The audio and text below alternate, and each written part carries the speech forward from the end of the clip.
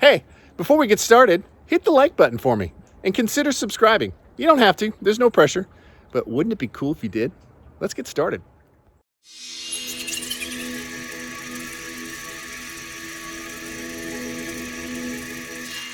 Hey everybody, thanks for tuning into my channel.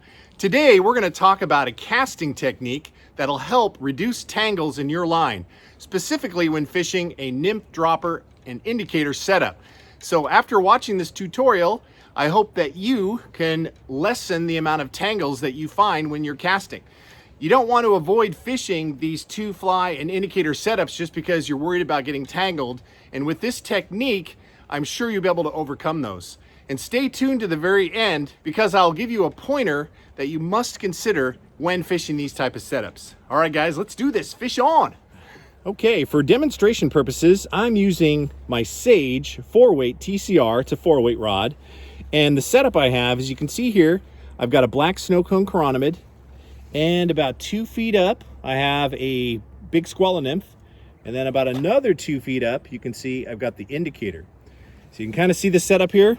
I've got 3 really things on the end of the line: the chironomid, the nymph, and the indicator. So there's really 2 main things to consider when casting this type of setup. The first is you want to be deliberate with your cast. And let me demonstrate what I mean by that. So we've got the setup in the water now, and if you watch the way that this falls on the lake surface, you can see the splashes there. Everything is in a nice linear line. You have the small fly that falls in front of the big fly that falls in front of the indicator. This is how you want it to land when you're casting so that nothing gets tangled up in your indicator. And there's a specific way to cast to make sure that it lands just like you're seeing here. So let me demonstrate. So when you're fishing a setup like this, you want to be very deliberate with your presentation. And what I mean by that is really best to show you. So let's get some line out here. So we're fishing this full setup with indicator and the nymphs. So now when I pick up the fly line, I'm gonna wait until it fully extends behind me. If you bring it forward too quickly, it's going to tangle up very quickly. Kind of watch what happens here. All the way back and then forward. And you notice I have a hard stop on the back as well. So let's do it again. Bring it back, hard stop. All extends out, hard stop in the end. You want to be very deliberate in that motion because you want everything to extend out behind you fully before bringing it forward, and then a hard stop once you bring it down to the water so that everything lays out nice and evenly. The other thing you want to consider when casting these type of setups, you want to avoid false casting as much as possible. And remember, false casting is when you bring the line back and forth and back and forth. So it's important that you're able to pick up the line in one fell swoop and deliver it in another. You can do maybe 1 false cast without getting tangled up, but the more you false cast, the more risk you have of tangling up your setup. So let me show you exactly what I mean. You want to avoid false casting, as we talked about, because right now, if I were to go back and just start false casting, it is really tough to keep all of this set up without tangling into each other. So really the best way, if you need to move it, so let's say you've landed in a certain spot and you want to get it a little bit further out. So pull some line out. Again, deliberate in your cast.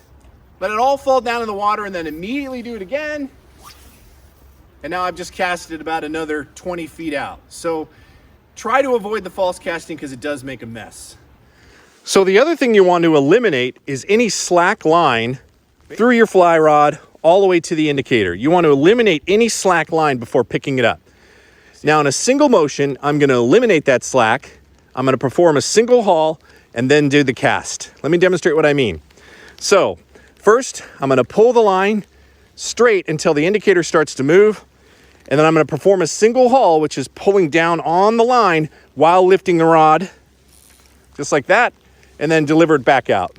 See how everything just landed nice and straight? All right, so let's do that again. So you want to eliminate all slack line from where you're holding the line with your index finger through the rod all the way to the indicator. Then you're going to pull down on the line at the same time you're lifting up on the rod. That is called a single haul, and that really helps eliminate that slack line and give you a nice presentation. And again, waiting on the back cast till it all extends out and then shoot it forward. So let me show you. All right, so I'm gonna eliminate slack. I'm gonna do the single haul and deliver the fly right out in front. See how nice and straight that lands? Eliminate the slack, single haul, and deliver this out front. Now, let's say I want to get out a little bit further, right? I've got enough line out to make that happen. I want to avoid false casting because it just makes a mess. So avoid false casting. I'm going to show you how easy it is to get about another 10 feet of distance by doing this technique. So eliminate the slack line, single haul, and throw everything out. And just like that, I cast everything that was left, and I had about 12 feet of line left. That is the best way to walk that indicator setup out in a river or in a lake when you're fishing. And that is the best way to avoid any type of tangles when you're fishing this setup. Wow, what a shock, it's raining.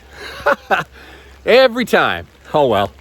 You know, that's why we live in the evergreen state. So the last thing you want to consider when fishing this type of setup is to do it, right? A lot of people avoid the double nymph and indicator setup because it does have a tendency to get tangled really easy. By having this setup, you increase your chances of catching fish tenfold. To have two flies to choose from, that is every fish's dream, right? They're gonna look at that one particular fly and say, do I want that one or do I want the one below? So you wanna fish these setups because you will increase your odds of catching a fish. So don't be afraid to do it. Just employ this technique and you too will be able to cast this setup without creating any tangles. All right, everybody, hope this helped, and I'm getting inside. All right, guys, fish on. Oh, camera wasn't running. Fish on. It worked. See, that's why I bring the river setup with me, because it works. That's fantastic. The ice has been broken. I'm happy. They definitely get bigger here in cold water, but you know what? I am not going to complain. Sweet.